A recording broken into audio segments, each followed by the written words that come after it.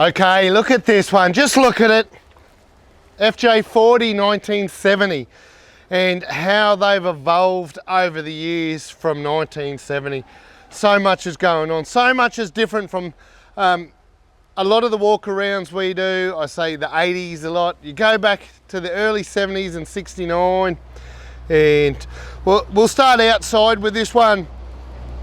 Early 70s and beyond and earlier, badges were different.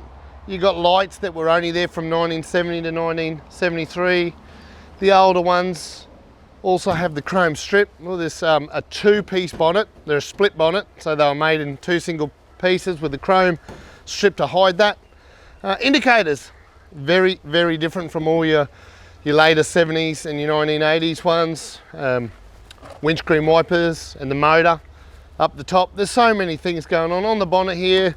There's a cowl there, really annoying. A lot of rubbish gets stuck down in these grids. They're to let some fresh air in, but leaves and stuff going there, and that's one place that rust attacks these vehicles a lot. They're just the rear doors are different. They evolved to barn doors. These have got the lift up top piece, and mirrors. The mirrors are telescopic arms. This is all genuine. You're looking at everything on here. You're looking at some pretty cool genuine stuff in 1970.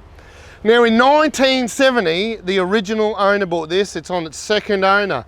In 1970, a gentleman bought this brand new. Now this gentleman is 84 now, so he no longer needs this car, but he bought it brand new from Leo Muller Toyota here in Brisbane. And he still lives in Brisbane. This car and the original owner did go and live in the Northern Territory, took the car with him for 10 years, made his way back down to Brisbane. And now we've got its new owner at 84. He doesn't need it anymore. And Matthew owns this one. Matthew's got a couple. And we do a bit of work for Matthew. He's doing a FJ47 build, something he can wheel really hard. I can't wait for it to be finished. That's another walk around. But this is Matthew's classic Landcruiser that he just wants to enjoy for what it is. This one's not going to be tipped over in a four-wheel drive park. This is a classic car, this one. And so she's really, really original. Also under the bonnet, it's the old F, the 1F. Now, for the enthusiast, I'll waffle a little bit. There was 3 engines that were the 1F before the 2F came along. Up to 1967, you had the 135, and then the 145 came along, and documents show that it finished in 69, and then along came this one, the 155. The 155, this engine here, ran right through to 1974, so it's gone from the 70 to 74, and there's debates over their periods, but a giveaway for this one is the double barrel carby. That's a 155 thing, and this has got the 155 in it. And so nothing's been tampered with here. It's just a beautiful old engine. Now the previous owner had this on the road, so why is it at Mr. Landcruiser? It was just for a simple roadworthy, and to be honest, there was bugger all to do. This is from one man to another, just changing roadworthies, changing registrations basically. And it's a beauty. We'll go through, let's go inside and have a look back in 1970. How many years ago was that? This thing is, well, it's over 50-year-old, and we're still driving it on the road. Man, this thing is so cool. A little bit of wee-wee comes out when I go for a drive, or when I look at this one. It is just so cool. There's so much going on. Some other cars didn't have some stuff that was put in here, quite retro. Well, I'll go right to the back of the vehicle. It's got and plated for the seats on either side. So it's got the seats, the seat belts to carry the whole family in this vehicle. A lot of them don't have that option. You have to put them in later and forward facing now. I love on the back door, it's still got the original chromed gas struts. This is little things, it doesn't matter if you don't have them, but for the collector, you can have them re-gassed and worked on. It's just all period. They've put a rear console parcel shelf at the back, and it's got a console parcel shelf at the front. And some of the cool things that are happening in the front is, yeah, it's got the fan going on, the old school fan. You used to see them a lot, but this one's got aircon. 1970, he's got aircon. People just would have been shaking their head seeing a car driving around in summer with the windows up in 1970. Unheard of in a four-wheel drive. Also, the stereo, that stereo next to the aircon has to have been there since day dot. It has to have. Look at the thing, it's so old. It's even got an old yellow fire extinguisher. I'm sure they're illegal. But, so let's not mention the illegal fire extinguisher, but it's damn cool until somebody asks him to remove it.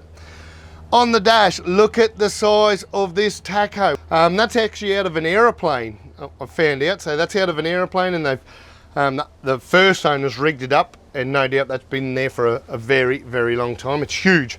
And something you don't see in too many cars on the column here, that is a vacuum gauge. Tells him what's going on with his engine and his brakes, everything's running smooth.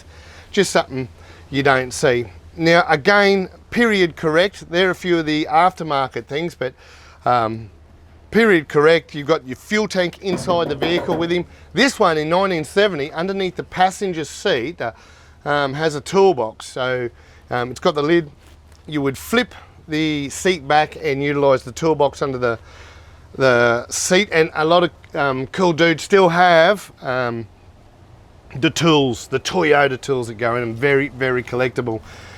On the dash, it's just a little bit different. It's not bastardized. It's got the ribs, which is a little only in the early ones, and the ignition, it's actually on the dash itself. Something just a little bit different.